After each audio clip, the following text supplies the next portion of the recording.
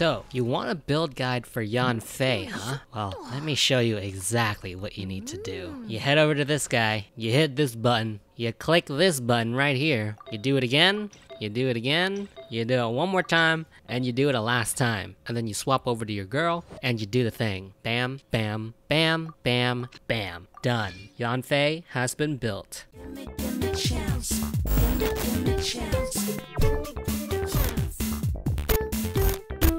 Okay, but no, seriously, Yanfei is like textbook pyro character, so her best set is going to be the 4-piece Crimson Witch set. And so by now, you should definitely know how to build your pyro characters because we have so many that use this set. Welcome back to the channel, guys. My name is Crypt13, and in today's video, I'm going to give you a Yanfei build guide in under 5 minutes. And guys, please excuse the length of the video. The first half of this video is how to build her, and I guarantee you it is under 5 minutes. And the second half is my overall impressions and an explanation of the mechanics of how she works. Alright, first up, artifacts. We already know 4-piece Crimson Witch set is gonna be the best. She's got a full pyro kit with an E skill that matches perfectly to hit max stacks with this weapon. Do crazy amounts of damage with elemental reactions, so you definitely want to capitalize on that. 2-piece Crimson with 2-piece Gladiator. Very easy and consistent set. You probably have some decent Gladiator sets just lying around from farming cubes and plants. Attack percent enhances every part of her kit, which is good. 2-piece Crimson with 2-piece Wanderer. Again, a very easy and consistent set, same as Gladiator, and this is going to enhance her elemental reaction damage. 4-piece Wanderer's Troop. It's going to give you 80 elemental mastery for some extra elemental reaction damage, and then also a 35% boost to just your charged attacks. So pretty good since Yanfei is so charge attack focused. 4-piece Lava Walker. A good set, but don't use reactions,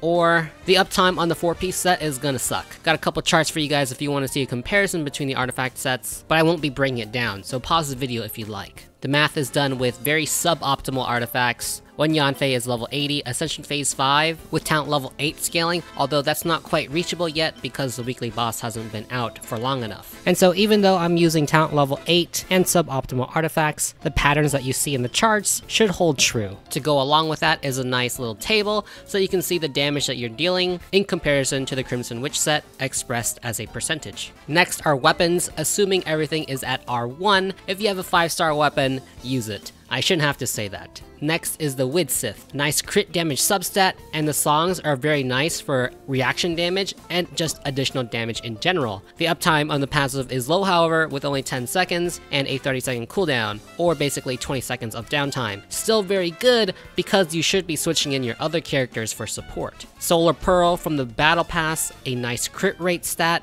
and very easy to keep uptime on the passive for this weapon. However, we will only be increasing the damage on our normal attacks and on our skills, so our charged attacks are quite neglected with this weapon. Next is the Blackcliff Agate, a very nice crit damage substat, but the passive can suck if there aren't a lot of enemies. I like to recommend weapons with crit substats first, because crit can be kind of hard to get on your artifact pieces. So these weapons work great if your artifacts are suboptimal. Next is the Mappa Mare, the 4-star forgeable. This has a very good passive, and the elemental mastery subset is good for vaporize and melt damage. It goes up to a maximum of 110 at level 90. And since you should be doing lots of elemental reactions, the passive on this is going to be basically up 100% of the time. Next is the Sacrificial Fragments. Low base attack, probably not the best on her, but allows her to use her E skill to reset to get stacks quicker and spam charge attacks even faster. Mathematically, the low base attack says it's not good, but the reset might prove different in actual gameplay. At R1, however, that reset is pretty long at 30 seconds. Also comes with a lot of elemental mastery, 221 at max level. Honorable mention for the Emerald Orb, gives you a nice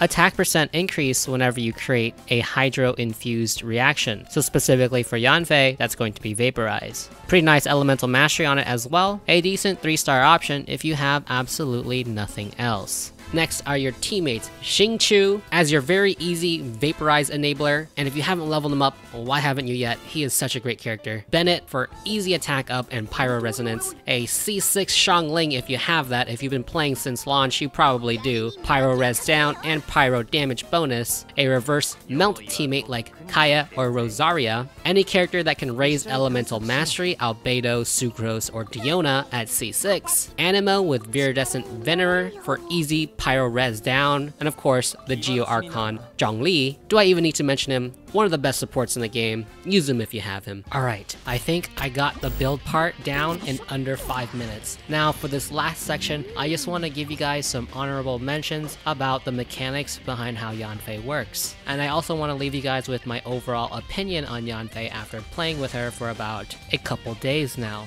First off is the number that appears whenever Yanfei uses her charge attack. You'll see a 1, 2, or 3, and that just indicates how many seals are consumed whenever she uses her charge attack. You'll want to make sure that you see the number 3 a whole lot. Canceling Yanfei's charge attacks can be a little bit finicky because if you dash cancel or jump cancel the attack too early, the charge attack actually doesn't come out, but you still consume the stamina, so you have to be very careful that you don't cancel it too early. And then next, I want to talk about her C1 and her C6 stamina consumption. At C0, her charge attack takes 27.5 stamina to use if she has 3 seals. At C1, that goes down to 12.5, so that's a huge improvement. And at C6, with 4 seals, her charge attacks don't consume any stamina at all, if my math is correct. If anyone out there has a C6 Yanfei, please let me know down in the comments. And with that, that leads me to my overall impression on Yanfei. I really like her playstyle. I like that both of her skills synergize perfectly with her kit, and I absolutely adore her design. The problem that I have with her is that she is overly reliant on stamina,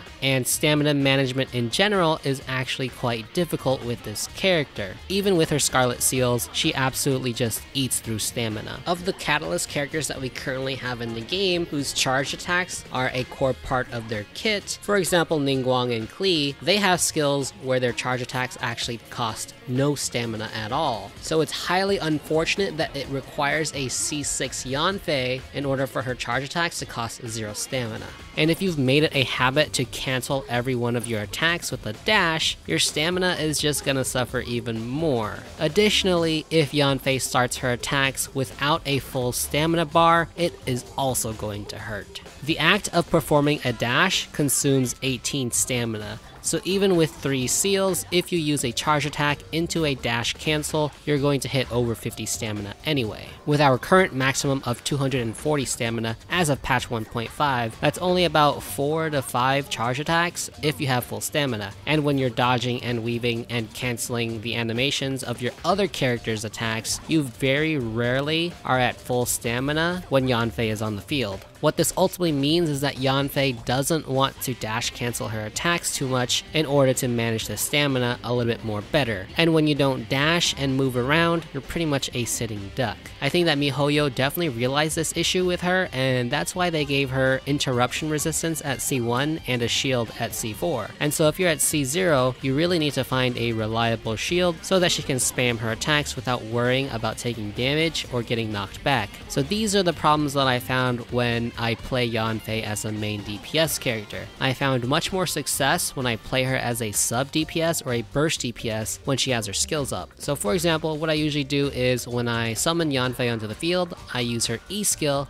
then use her charge attack. Then maybe do 1 or 2 more combos after that. But that's as far as I go. I try not to keep her on the field for too long. And then if she's got her burst, then I'll keep her in for the full 15-second duration of it. This of course is when Yanfei is at C0, but if you are able to get her at C1, I can see a lot of these problems becoming a little bit less of a problem. So at the end of the day, I think that a C0 Yanfei is not going to work out too well for a main DPS. So if you want to use her as a main DPS, you should definitely try to get her to at least C1. Either that or find her a suitable shield so that she can stay on the field without dash canceling her attacks and continue to spam her charge attacks safely. Alright, that's all I have for you guys in this video today. I hope this video helped you out, and if it did, don't forget to hit the like button and maybe even subscribe to the channel. Thank you guys so much for watching, and I will see you guys later.